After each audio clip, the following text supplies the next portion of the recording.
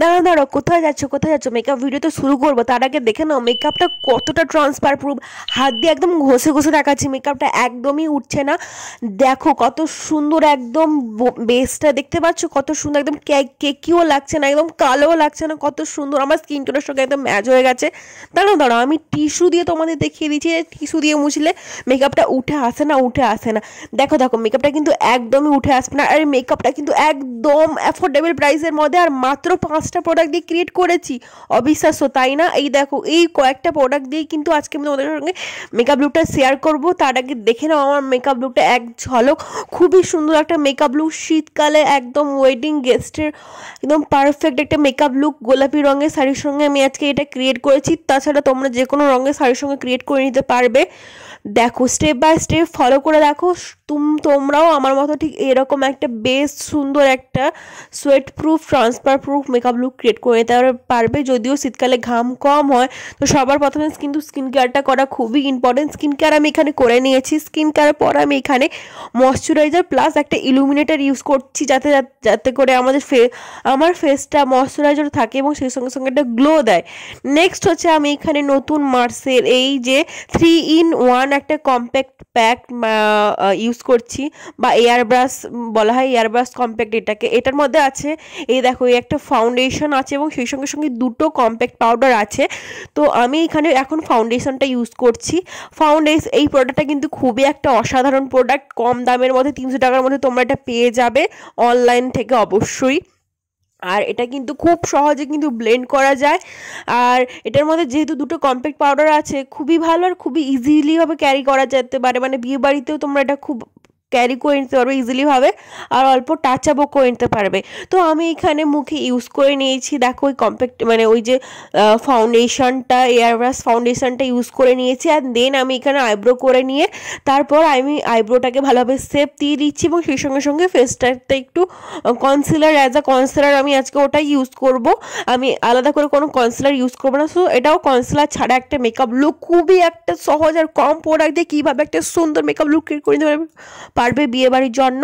তো এরপর দেখো আমি এখানে এই আইশ্যাডো প্যালেটটা ইউজ করেছি। এটা একটা সুইস বিউটির আইশ্যাডোর প্যালেট।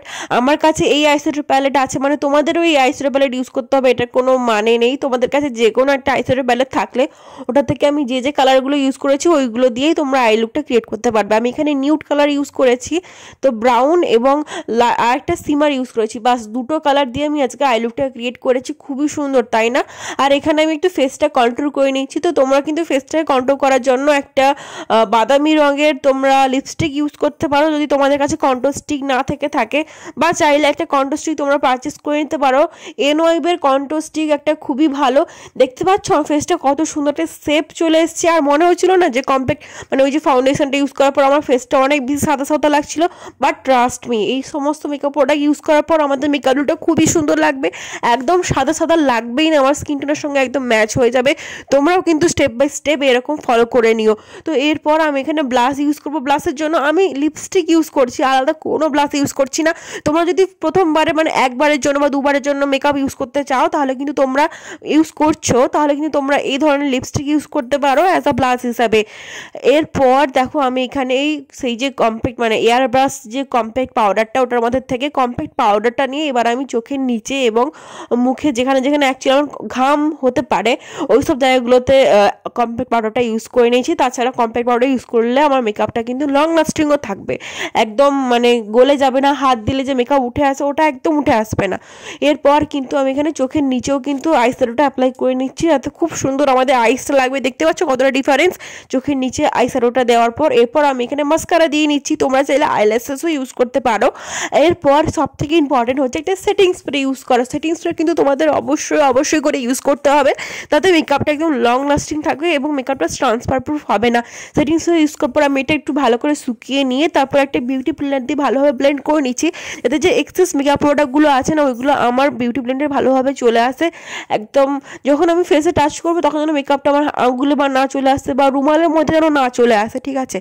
এরপর আমি এখানে লিপটাকে ভালোভাবে লিপটাকে লাইন করে দেন তারপরে লিপস্টিক অ্যাপ্লাই করবো, তাতে করে আমার লিপটা খুব সুন্দর লাগবে।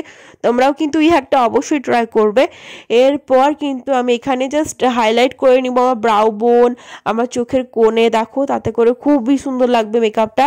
আর আজকে আমি কোনো ধরনের হাইলাইটার ইউজ করছি না, এই যে ইলুমিনেটার প্রাইমারটা, এই ময়শ্চারাইজার, এটা প্রাইমারও বটে।